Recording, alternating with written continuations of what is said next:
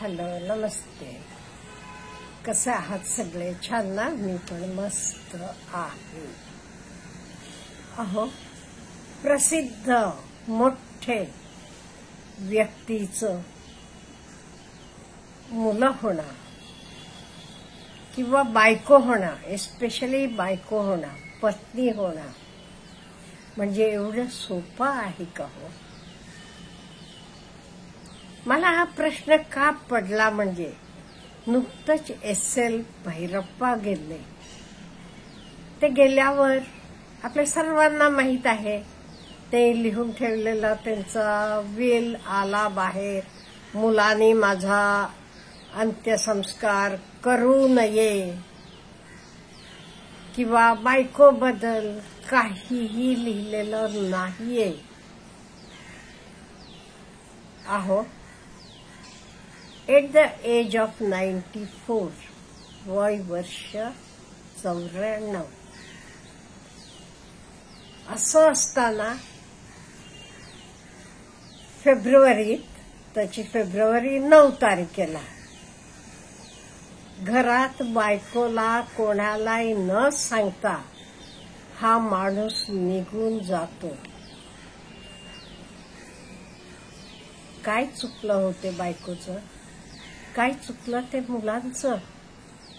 आता थोडक्यात त्यांचे मुलांबद्दल सांगते, नंतर बायकोबद्दल सांगते. बायकोबद्दल मला खूप वाईट वाटलं.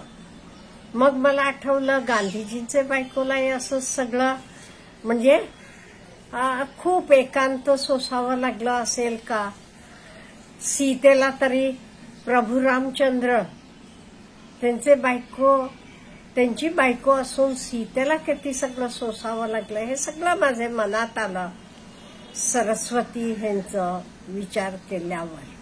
थोडक्यात त्यांचे मुलांबद्दल सांगते. त्यांना 2 मुलं,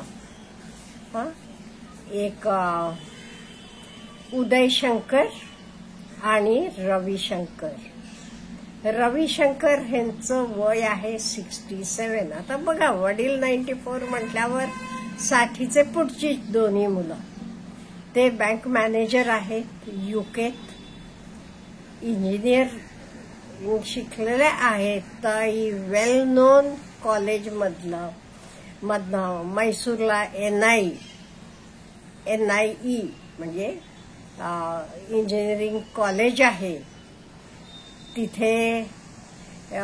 तिथून दोघांची शिक्षणं झालेली आहेत आणि व्यवस्थितपणे आहेत दोघे. आणि धाकटा उदयशंकर इंजिनियर आहे बेंगळुरूमध्ये. ते आता प्रेझेंट सुद्धा मला वाटते NIEचे सेक्रेटरी सुद्धा आहेत. मैसूर बेंगळूरला येत जात आहेत. मैसूरला त्यांचं स्वतःचं घर आहे आणि तिथे मुलांचे वडील आणि आई म्हणजे भैरप्पा आणि त्यांची बायको सरस्वती, दोघंही सरस्वतम्मा म्हणतात. कन्नडमध्ये अम्मा हा जोडतात, आई म्हटल्यासारखं राहायचे. आणि SL भैरप्पा आपल्याला माहित आहे किती सगळ्या कादंबऱ्या लिहिलेल्या आहेत. जगातले कितीतरी भाषांना त्या ट्रान्सलेट झालेल्या आहेत. त्यांना एकांत जीवन हवं होतं. आपल्याला हवा तसं जगलेला माणूस, आणि त्यामुळेच बहुतेक एवढं त्यांचं लिखाण आलं असेल. एवढ्या असताना त्यांची बायको तर म्हणतीये, मी लग्न होऊन आलेले दिवसापासून एकांतात जगायला शिकले. हे बघा, लग्न होऊन आल्यावर त्या वयात त्यांच्याही आशा आकांक्षा असणार की एवढा मोठा माणूस, प्रोफेसर कॉलेजमध्ये, एवढा मोठा लेखक, अपेक्षा होत्याच का नाही त्यांना हिंडावं फिरावं? अहो, प्रत्येकाला असते. पण त्या माईला हे काही नशिबात नाही आलं. एकांत जीवन, नवरा आपल्याला हवं तसा वागणारा, वाटेल तेव्हा हुबलीला जाईल, वाटेल तेव्हा धारवाडला जाईल, एवढंच का लखनौला सुद्धा मनात आलं तेव्हा जाईल. योगी आदित्यनाथांबरोबर भेटून गप्पा गोष्टी करून येईल. असा माणूस. विचार करा. मुलांना लहान असताना वाटते वडिलांचं प्रेम मिळावं, वडिलांचे खांद्यावर खेळावं, पण ह्या दोन्ही मुलांना रेसिडेन्शियल स्कूलमध्ये शिकावं लागलं. पण कोणाची काही तक्रार नाही. वडिलांवर प्रेम होतं, अफाट प्रेम होतं दोन्ही मुलांचं. बायको तरी काय अगदी गाईसारखी वागली हो. कधी काही हे नाहीये त्यांचं. एवढ्या असून मला कळत नाही, एवढे मोठे लेखक असलेले. फॉर एक्झाम्पल उत्तराखंड लिहिताना त्यांना सीतेचं दुःख कळले, मग आपले पत्नीचं दुःख कळलं नाही त्यांना. म्हणजे एवढे मोठे माणसाचं पत्नी होणं हे काय चांगलं म्हणावं का शाप म्हणावा मला कळेना झालेलं आहे. एवढं असताना हे माणसानं का असं करावं. माझी अंत्यविधी सुद्धा माझे मुलांनी करू नये. आणि मानलेली मुलगी म्हणे सहना विजयकुमार, तिनं करावं. आणि हे मानलेले मुलीचं आणि त्यांचे संबंध कधीपासून 10 वर्षापासून 2015ला कारकळमध्ये सत्कार झाला तेव्हा त्यांची भेट झालेली. तिने काय मुलीच्या कर्तव्य पार पाडली असतील हो.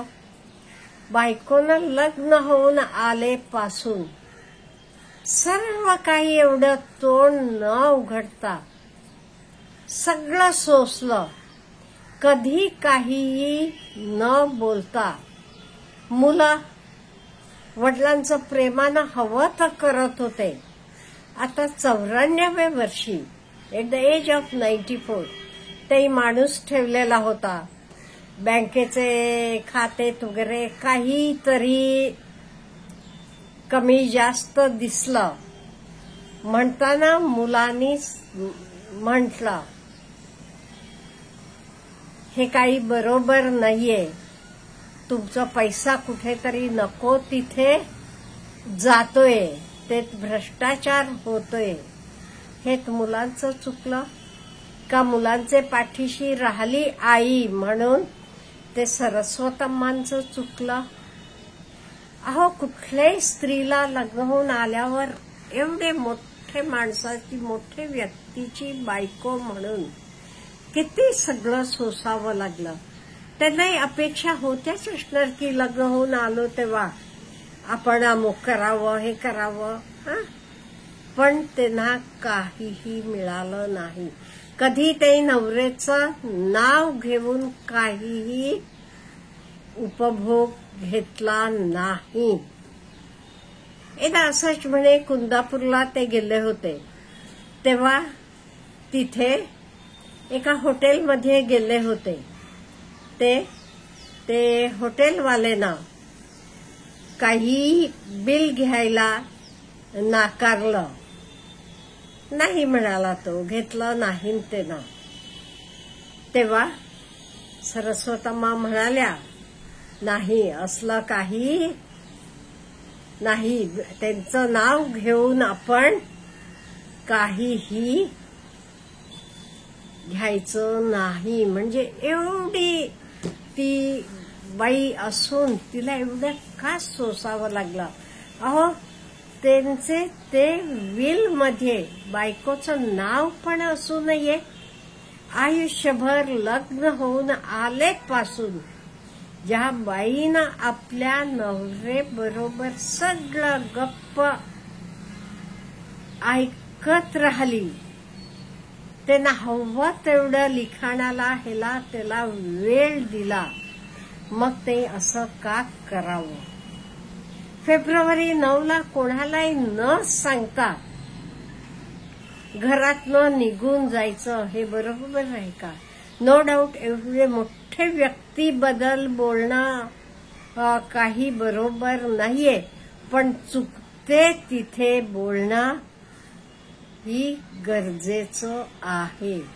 म्हणजे कित्येक वेळेला आपल्याला वाटते हो मोठे माणसांची बायको होणं, मुलं होणं म्हणजे किती मोठं भाग्य आहे हे. अहो त्यांचं दुःख तेच जाणतात, हेच खरं. आपल्याला काय म्हणायचं आहे मला कमेंट बॉक्समध्ये कळवा. Have a good day.